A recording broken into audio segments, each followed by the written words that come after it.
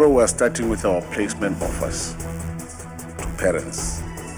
As we had indicated that the 16th of September, we'll start releasing those what we call happy SMSs. Isebe lezemfundo eGauteng limemelela kubazali kuba okwangoku bazamkela izikolo abafakwe kuzo abantwana babo abaza kwenza ugrade 1 nograde 8 kunyaka ozayo ngelixa besalinde ukufakwa kwezo bebefake kuzo izicelo. ANC kwiphondo laseGauteng ithi kulungele ukuzivuselela ngokutsha nokubuyisa intembeko yoluntu kwakho ngakweli qela.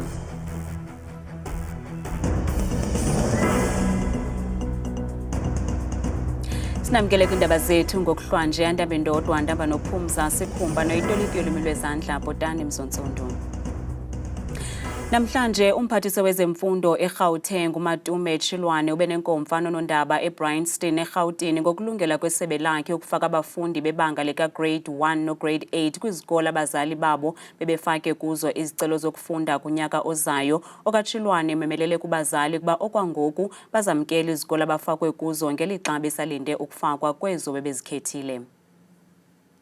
Umphathiswa wezemfundo eGauteng uMatume Tshilwane uthe thaca izicwangciso zakhe ngabafundi bebanga lika grade 1 no grade 8 abafake izicelo zonyaka ozayo. Uthi ngomso lenkqubo iza kuqala apho abafundi beza kufakwa kwizikolo zethutyana ukwabongoza abazali ke okokuba baqalise bazamkele ezizithuba de bafumane izikolo ebebezikhethile.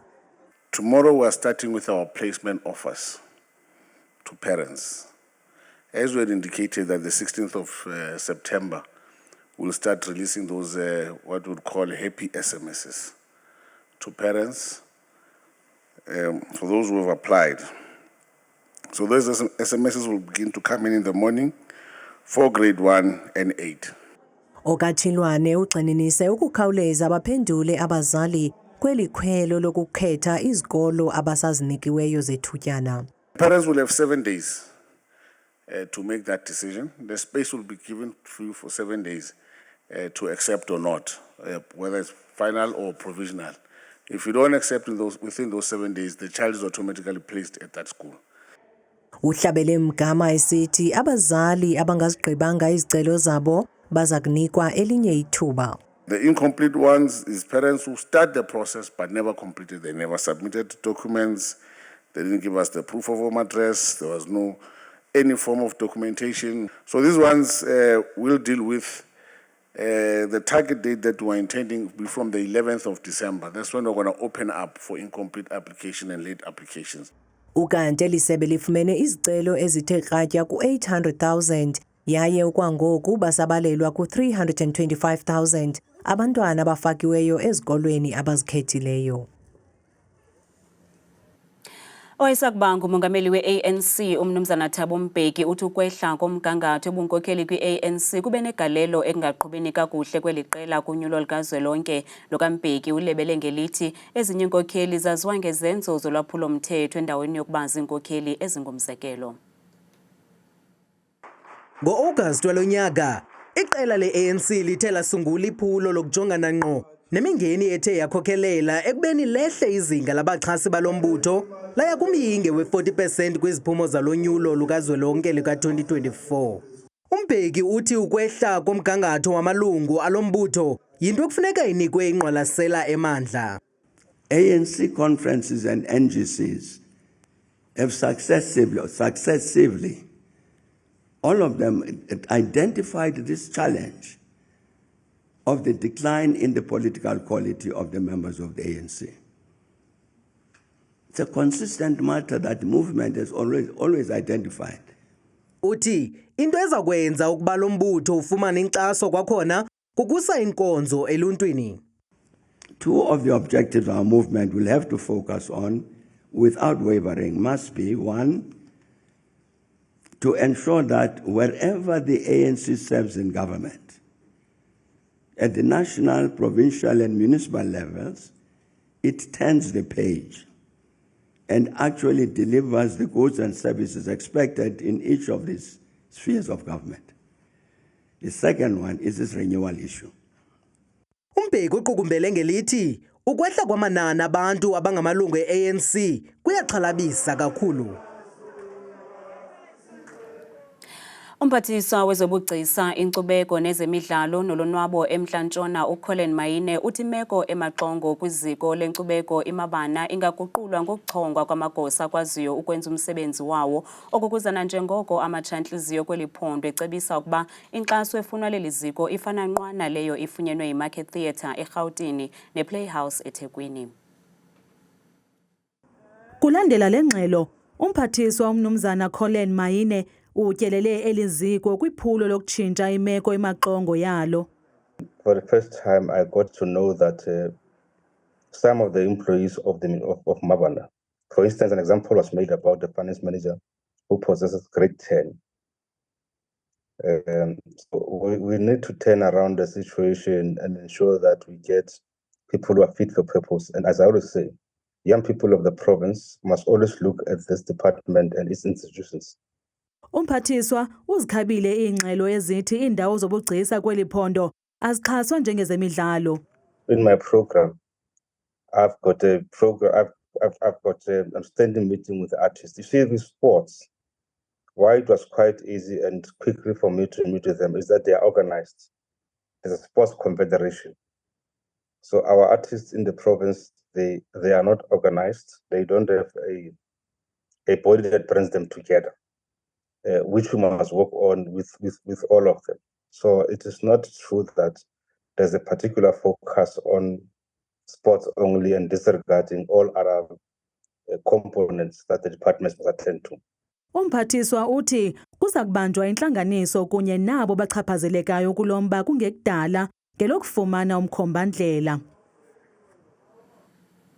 Unkosi uJongilanga Sigcawu Lwandlo Lubomvu Traditional Council eNtabankulu eMpuma Koloni uthi beyimpumelelo umnyhadala wenkcubeko yamampondo nabathunywa abaphuma kumazwe aseAfrika abawuvala umlomo kukungqubanisa intloko neentlanga ngeentlanga kutshintshiselwana ngenkcubeko. uNtsikinoyiya uyanaba.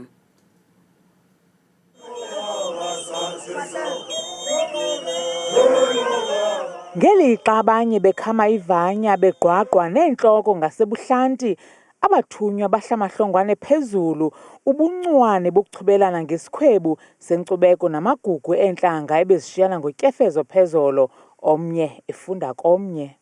Abantu bengamampondo ngolwabo uhlobo ngabantu abaneculture erich, ngabantu abaneculture efundisayo, ngabantu abasaliphethe isiko labo. And nami ndiyakhula ndiyafunda njengentsha okwangoku evela eBotswana.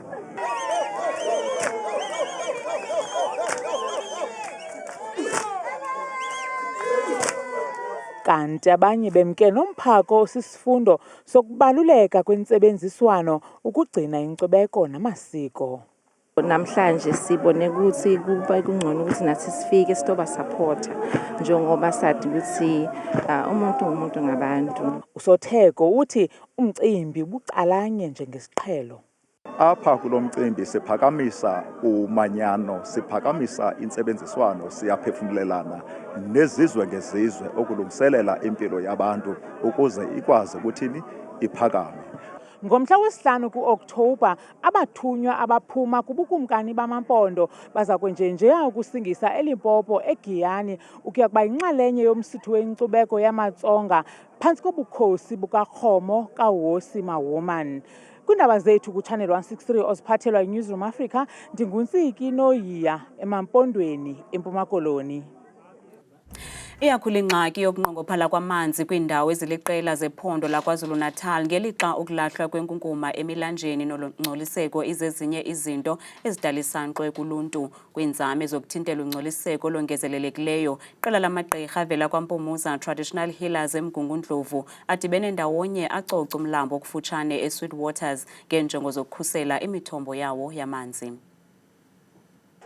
Eyona ngxaki abahlali abayiqapheleyo eMgungundlovu kukungcola kwemithombo, ukulahlwa kwenkukuma ngokungekho mthethweni kwanamashishini akufutshane alahla inkukuma yawo emilanjeni, nto leyo ebeka emngciphekweni impilo yabantu. Ziningi izinto esizitholile emfuleni nezenza ukuthi siwumphakathi sizibonile ukuthi kubaluleke kangakanani ukusebenzisa amanzi. So besicela ukuthi njengezangoma abantu bawuhloniphe umfula. Besingathokozela ukuthi umasipala aphinde asiprovide siwumphakathi ngemgodi eyakhiwe njengama-toilet yokuthi kulahlwe amanabukeni umuzi nomuzi noma ngabe unengane noma ngabe unangane ngoba ekugcineni kuyaba nesimo esiphoqayo ukuthi kube nomuntu ofaka inabukeni ekhaya. Iqela lamagqirha avela kwaMpumuza Traditional Healers athabathe isigqibo sokukhusela imithombo yawo yamanzi yaye athi azimisele ukuthi qolo ethintela ungcoliseko. Ukuthi uthathe izibi kwakho ungayishisi wena uthemba ukuthi uzozilahla emanzini ungcolisela abantu ngoba uma ngakuthiwa abantu bakomngeni bayawavala amanzi sizogcina sibe nenkinga ngoba ngeke sikwazi ukwadla.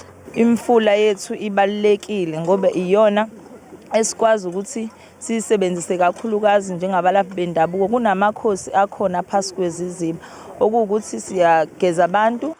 Kambe liqhwatyelwe izandla elinyathelo liziko elinkinkisha amanzi eMgungundlovu umngeni uThukela Water. We are here in Sweet Waters to really encourage the community to really preserve and conserve our water resources. Each one of us has a role to contribute towards making sure that our rivers are cleaner. Nabalaphi bendabuko siyafisa abasondele ngoba phela biyibona ngokwesintu abasibhekela imvelo ukuthi imvelo ingonakali ngoba njengoba siphila nje kunomoya omkhulu abawaziyo bona ama-spirits aphila ngaphezulu kwethu. Ukanti kuqaqanjisiwe ke ukubaluleka kwenkcubeko yamanzi nokulondolozwa kwemilambo. Kwindaba zethu ku Channel 163 oziphathelwa iNewsroom Africa ndinguZuki Cetywayo. Kwilingelakhe lokugcina nokuqaqambisa ulimi lwenkobe kunye namasiko esizwe samaXhosa kwihlabathi nakwisizukulwana esizayo, uDumza Maswana uthi uzimisele ukwenza oku ngomculo wakhe noshicilelwe ngokwendlela okubaliswa ngayo amabali. Siye sabanodliwano ndlebe nalemvumi neyinzalelwane yaseMpuma Koloni. Genani yamasangweni yake ngokubulela nasemakhusini yake ngedumiso. Yibani nemibulelo kuyeni dumisi kamala. Waziwa ngelo lizwi lakhe lipholisa umxhelo lebaritone. uDumza Maswana udibanisa isiko kunye nomculo womngqungqo ijazz nathi ngumculo odalelwe ukubonakalisa imbeko kwinkcubeko yakhe nemvelaphi yakhe yesizwe sakaXhosa. Umculo wami uyi-reflection yezinto ezenzekayo elalini. Whether ngamabali ezinto ezasenzeka kudala okanye izinto mhlawumbi endiye ndase-experience nami as an artist okanye mhlawumbi izinto endizibonayo imihla ngemihla. Uthi nangona umculo uzinhlobo-ntlobo kodwa ubalisa ibali lemvelaphi. Wentombazana enhle enomkhitha ecikiziweyo molo. Ndingatsho nokokuba yi-era yamagwijo. Wonke umntu noba ucula ikwaito noba ucula amapiano noba ucula ijazz noba wenza ipop, wonke umntu ngoku ufuna into okokuba isound yakhe ivakala okokuba unxulumene okanye u-connected to imvelaphi yakhe. Ekhuthazwa ngabadlali abafana noVictor Ntoni, Sibongile Khumalo kunye noCaiphus Semenya, uDumza uzibonakalisile ubuchule bakhe kwezomculo kwaye oko kwamenza ukuba achongwe kwiSummer Awards ngecwecwe lakhe lokuqala elithi Molo elakhutshwa ngo-2016. Isound yam isound endala mhlawumbe kunam, isound endifika ikhona nam, and iyandivulela amathuba yoba ndingasebenza ne-legends, ikwandivulela amathuba yoba ndingasebenza kunye nabantu abatsha. Kule nyanga izayo lo kaMaswana uza kusingatha umsitho wokuqaqambisa inkcubeko namagugu akwaXhosa ephelekwa yi-orchestra yamalungu angama-20.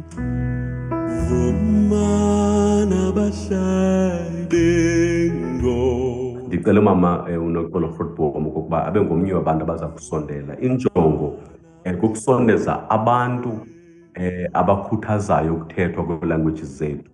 Injongo inye kukuphuhlisa ukukhuthaza kunye nokubonisa abantu ukuba akho ndlela akukho wrong ukuthetha ngendlela esithetha ngayo. There's nothing wrong with our languages. Lenzalelwane yaseMpuma Koloni ithi iza kuqhubela phambili ifundisa iphinde yonwabise amanxila omculo kweli. Kwiindaba zethu ku Channel 163 liniziphathelwa iNewsroom Africa ndingusithelizwa Bheja eRhawutini. Masiphosa amehlo kwimozulu nesiphathelwe ngithabile Makhaphela.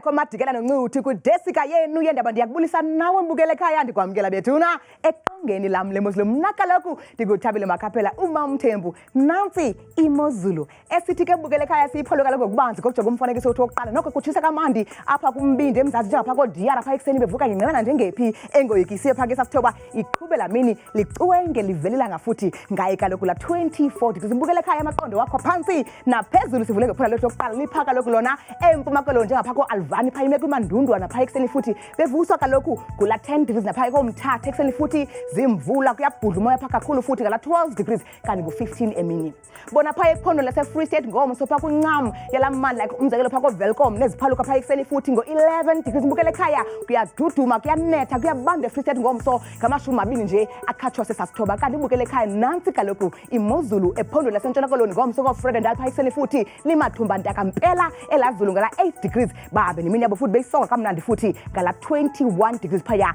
emva kwemini kanti ke bona phaya ephondo lase-Northern Cape ngomso koKuruman kwimpuma yalamandla ngu-10 degrees phaya ekuseni futhi iyatshintsha iyabanda futhi isibekele mpela phezulu ngala 27 degrees kuyabanda eKimberley ekuseni ngo-8 degrees kanti ke nansi kaloku imozulu phaya ephondo lase-Northwest ngomso koTosca zezomvula yimimoya pha ngo-13 phaya ekuseni futhi itshintshe nokho ithanda ukufudumala kamandi phaya xa bezawulala ngala mashumi mathathu njembukeli wam ananye kuyabanda eFreiburg ngo-11 kanti ke bukeli thina kaloku silapha ngomso eGauteng imbi kakhulu imeko pha kwasekuseni futhi eTshwane bevuka kaloku ngo-19 degrees kuyanetha kuyabanda yimimoya ebhudla kakhulu futhi nengqelana phaya ngorhatya Balkan-Spruit umzekelo phaya ekuseni futhi kusabanda ngo-17 degrees kanti ke xa sinyuka sithi chu sijoka phaya kaloku koLimpopo pha kumantla emzantsi phalaburwa kwimpuma yelaphondo phaya kwasekuseni futhi lishumi nje likhatshwe sisine kuyatshisa phaya emini futhi ngala 30 degrees kanti ke nansi kaloku mbukela imozulu phaya ephondweni lasempumalanga ngomso njengaphaya ko-Middleburg kuyanetha kuyabanda futhi ngala 13 degrees ifana nqwake lo make pha kaloku emalahleni kwasekuseni futhi zimvula ngamashumi nje zakhatshwe sisithanda ndibukele ekhaya okokugqibela nqa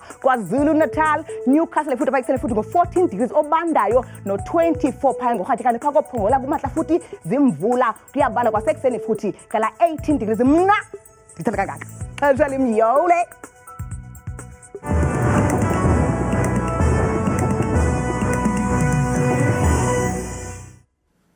kanti sinishiya nomculo walenzalelwane yaseMpuma Koloni uDumza Maswana de kube ixesha lizayo kamnandi Ngenani yamasangweni yakhe ngokubulela nasemakhusini yakhe ngedumiso Yibani nemibulelo kuyeni dumisi ngoba elungile uYehova bubele bakhe bubobaphakade ekuqaleni wadala izulu lomhlaba akubanga khondo engekho yena silapha nje kungamandla wadala nje kungamandla silapha nje kungamandla wadala nje kungamandla Samba